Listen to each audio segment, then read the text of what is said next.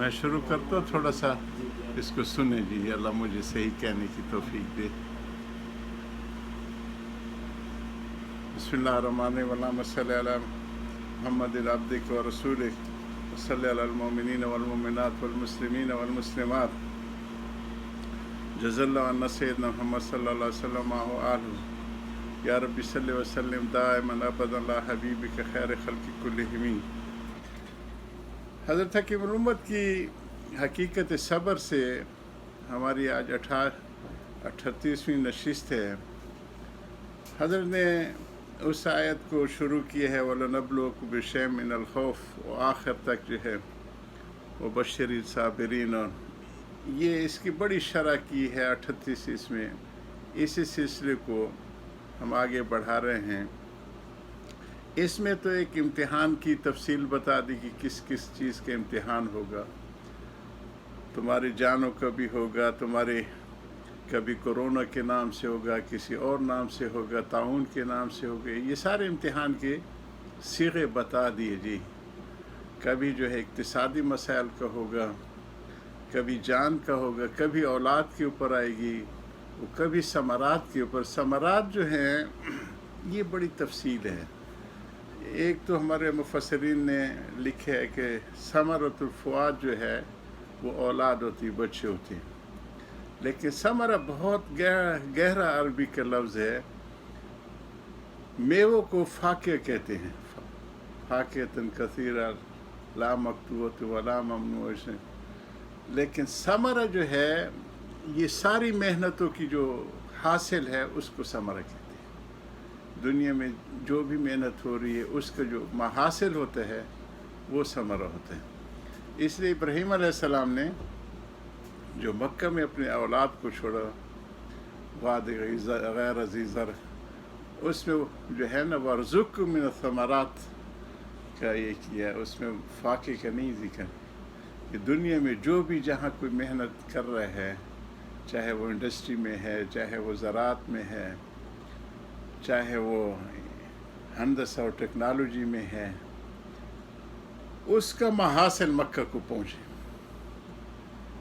اور اس پہ پھر ہمارے ساتھ سوال ہوتے ہیں۔ میں پھر جنوبی افریقہ گیا ہوا تھا تو یہ سوال تھا کہ ایک کلاک ٹاور اور ہائی رائزز، تو میں نے بس ابراہیم علیہ السلام کو دعا کا نتیجہ دی کہ اب دنیا میں ہائی رائزز چونکہ ٹیکنالوجی رائج ہو گئی ہے، اشارے تو حضور صلی اللہ علیہ وسلم کی ذات اقدس سے ملتی ہیں۔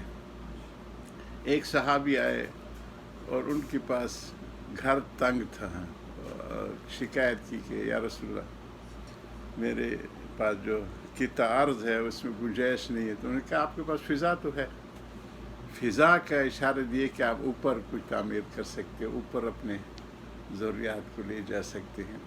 تو ہمارے جو ہندسہ میں ٹاؤن پلاننگ ایک علیحدہ ایک مضمون پڑھایا جاتا ہے کہ شہر کیسے آباد کیے جائیں، ان کی کیا ضروریات ہوتی ہے۔ یہ شہروں کی اور تمدن کی جو زندگی ہے اس کی ابتدا تو ابتدائی انبیاء جتنے بھی ہیں، نوح علیہ السلام اور ادریس علیہ السلام تک، ساری وہی جو ہے تمدن کے لیے آتی رہی کہ زراعت کیسے کرنی ہے، کشتی اور بحریہ کو کیسے کرنا ہے۔ نوح علیہ السلام کے لیے اسن الفلک فی بعیوننا، کہ ہماری نگرانی میں کشتی کو تیار کرو، تو انسٹرکشن تو وہیں سے آتی تھی۔ یہ بھی ایک ہمارے یہاں خط پیدا ہو گیا کہ تمدن کی چیزوں کو ہم علم ہی نہیں سمجھ رہے جی، سمجھیں گے، یہ بھی علم کا حصہ ہے۔ انہیں جو ہے انبیاء علیہ السلام کی زندگی کے، اب ہم لوگوں نے صرف اماطۃ الاذی عن الطریق صدقہ کسی پتھر کو ہٹا دینے تک محدود کر دیا۔ اس میں سارے آپ کی جو ہے نا وہ ہائی ویز اور روڈز اور ساری آ گئی کہ جس نے راستہ درست کر لیا، چاہے پتھروں پہاڑوں کے درمیان، پہلے ہمارا لواری ٹاپ تھا تو 16 کلومیٹر پہاڑ پہ چڑھا جاتا تھا، پھر اب ٹنل بن گئی جی، ایک آدھے گھنٹے میں اس سے ادھر گزر جاتا۔ تو یہ اس اماطۃ الاذی کی اس میں آتی فضیلت۔ قیامت تک جب رہے گا تو یہ صدقہ جاریہ ہوگا۔ صدقہ جاریہ کو بھی ہم نے محدود کر دیا جی۔ اس کے اوپر حضرت کے بیان آئے گزشتہ، اسی کا میں خلاصہ کروں جی، کہ اب کسی سے پوچھو تو وہ کہتے مسجد کو اس میں، اور کہتے بعض پرانی مسجدوں کو توڑ کے اس کا سامان پھر دوسری مسجد میں لگا، ایسے گاؤں بھی ہیں جی جس کا حضرت نے خود ذکر کیا جی۔ باقی اسے سارے خیر کے اور صدقات کے کام یا تو یاد دہانی نہیں ہے یا کوئی اس کی تذکیر کرنے والا نہیں ہے، تو سڑکیں بنا دے۔ یہی جنوبی افریقہ میں نے اس عنوان کو لیا تھا، کیونکہ میرا جو اپنا ہندسے کا وہ تھا رسالہ تھا وہ سڑک کے اوپر تھا، اور میں نے اپنے حضرت سے پوچھا تھا کہ میں ابتدا کسی قرآن و حدیث کی سے، انہوں نے یہی حدیث مجھے سنائی، اماطۃ الاذان الطریق صدقہ، کہ سڑک ٹیڑھی میڑھی ہے، راستہ ٹیڑھا میڑھا ہے، کسی نے سیدھا کر دیا۔ یہ بھی اسی میں آتا ہے کہ جو ہم نے اس کو محدود کر دیا کہ پتھر کو ہٹا دیے تو بس وہ اس کا بہت ایک معمولی سا حصہ ہے، لیکن ہے صحیح، وہ اس سے خارج نہیں ہے۔ لیکن جو کام کر رہے ہیں، مثلا وہاں برما میں ہم گئے تو یہ دریاؤں کے علاقے ہیں، دریا اور ندیوں کے، ایک پل کے اوپر مجھے گزارا اور کہا کہ اس کے بھائی نے، میں نے وہ گزر گئے انجینئر تھے، اس نے بنائی ہے، میں نے وہ اپنے لیے کام کر گیا جی جنت کے لیے، یہ صدقہ جاریہ ہے جی، جب تک یہ پل رہے گی لوگ آتے جاتے رہیں گے، سہولت ہوگی۔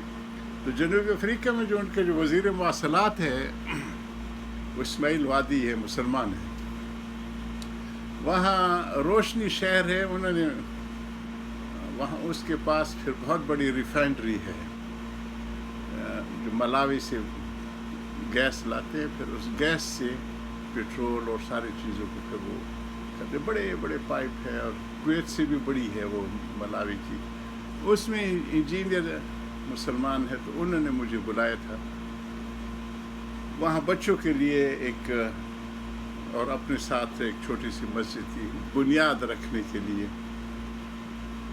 تو اس میں جو میں نے ابتدائی بیان کیا تھا اس کا ذکر اس میں آ گیا تھا کہ جتنے بھی تمدن کی چیزیں ہیں یہ صدقہ جاریہ کی اس میں سے ہیں، اگر وہ کمرشل نہیں ہے تو جس طرح کے عوام کی پبلک کے لیے مثلا واٹر سپلائی ہے، یہ پیاسے کو پانی پلا دینے کو محدود کر دیا، واٹر سپلائی کو اس میں نہیں لیتے، سمجھ آئے گا نہیں، وہ اسی کا حصہ ہے۔ گھروں کی صفائی جو ہے اس میں ہمارے ساری جو پبلک ہیلتھ انجینئرنگ یہ اس کا حصہ ہے، لیکن بس چونکہ ایک محدود ہمارا ذہن ہوتا ہے، آگے بڑھتے نہیں ہیں، تو اس کو ساری جو تمدن کی چیزیں ہیں اس کو محدود کر دیں۔ میں نے بتایا نا کہ اشارے ملتے ہیں حضور صلی اللہ علیہ وسلم کی تعلیم میں، کہ یہ جس طرح میں نے صحابی کو بتا دیا کہ تمہارے پاس اگر زمین کی عرض کم ہے تو فضا تو ہے۔ یہ ہمارے مدیر ہوتے تھے فؤاد برجیسی، جنہوں نے تحفیظ کی بھی مدیر تھے وہ، اور ہزاروں کی، وہ یہ حدیث اکثر سنایا کرتے تھے، تمہارے پاس فضا تو ہے نا۔ تو ہائی رائزز کا تصور تو دے گئے تھے کہ اگر زمین کہیں تنگ ہوگی، اور اس کے جو تمدن کے فوائد ہیں وہ بہت زیادہ ہیں۔ مثلا اب 1 ایکڑ میں 1000-1500 آدمی جو ہے نا، ایک دور کے اوپر دوسرے دور کے اوپر، اس کو سنبھالنا بھی آسان ہے، اس کو امن و سلامت کے حساب سے بھی آسان ہے، اس کی خدمات کے حساب سے بھی آسان ہے، بنسبت اس کے 1000 گھر بنائے، جیسا ان کے اپنے اپنی چیزیں ہوتی ہیں۔ لیکن ہمارے چونکہ وہ ذہن محدود ہوتے ہیں، کبھی کسی نے یہ باتیں کی نہیں ہوتی، بلکہ باتیں کرنے والوں کو اسلام کے دائرے سے بھی نکالنے کی کوشش ہوتی ہے جی۔ جنوبی افریقہ میں ایک تکلیف دہ تھی، اور اس کا میں نے اظہار بھی کیا اسی روشنی کے بعد۔ جمعیت علماء ہماری جنوبی افریقہ بہت شان والی ہے جی، کیونکہ یہ ساری جمعیت کی ابتدا بھی ادھر سے ہوئی، کانگریس کی بھی ادھر سے ہوئی، کیونکہ کانگریس جو ہے گاندھی لندن سے پہلے جنوبی افریقہ گیا، ان کا وہاں پہ جو گرجا ہے، مندر ہے، وہ اس کے جوہانسبرگ کے قریب ہے، لینیزیا جہاں ہمارا دارالعلوم زکریا ہے اس کے ساتھ ہے، تو وہ جمعیت کا وہاں بہت بڑا دفتر بھی ہے، کام بھی ان کے بہت اچھے ہیں جی۔ ان کی ایک غلط اصطلاح کی وجہ سے بڑا نقصان ہوا جی، کہ اس کو تو دینی علوم کہتے ہیں، الف با تا سے اگر وہ پڑھے تو یہ اس کو علم کہتے ہیں، اور یہ جو باقی ہے جس کو میں ابھی ذکر کر رہا ہوں اس کو سیکولر نالج کہتے ہیں، کہ لا دینی کا علم. تو میں نے اس میں اظہار کیا خدا کا خوف کرو جی. یہاں جوہانسبرگ کے مسلم پبلک اسکول میں گیا، وہاں بچوں کو پڑھانے والے اب مسلمان استاد نہیں مل رہے اس خوف کی وجہ سے کہیں ہم لا دین نہ ہو جائے، بے دین نہ ہو جائیں.